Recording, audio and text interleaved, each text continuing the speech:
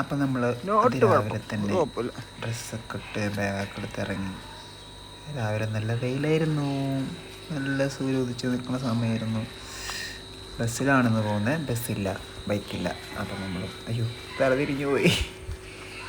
അങ്ങനെ തല മാത്രം കുളിക്കാണ്ട് മേലെ മാത്രം കുളിച്ച് നമ്മൾ ഇറങ്ങിപ്പോയി.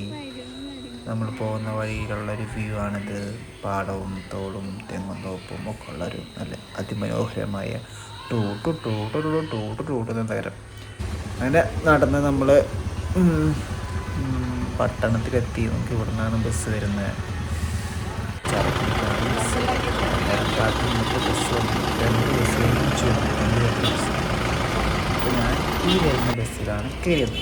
വലിയ തിരക്കില്ലാത്ത ബസ്സായത് നമുക്ക് സീറ്റ് കിട്ടി ഗായ്സ്.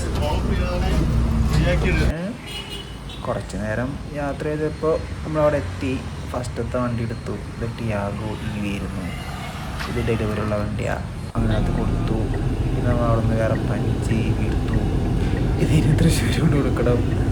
അങ്ങനെ മരത്താക്കര തൃശ്ശൂർക്ക് പോകുന്ന വഴിയാണ് നമ്മൾ കാണുന്നത് ഗൈസ്.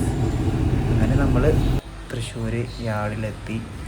ഇവിടെ നമുക്ക് ആ 5 കൊടുത്തിട്ട് വേറെ കറവ് EV എടുത്തിട്ട് തിരിച്ച് ചാലക്കുടിക്ക് പോകണം.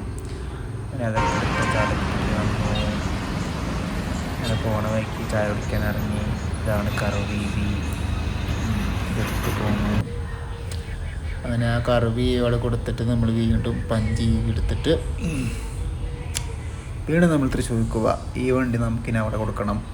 ഇതവിടെ കൊടുത്തിട്ട് നമുക്കിനി തൃശ്ശൂരിൽ നിന്ന് തിരിച്ച് ബസ്സിന് വേണം വരാൻ.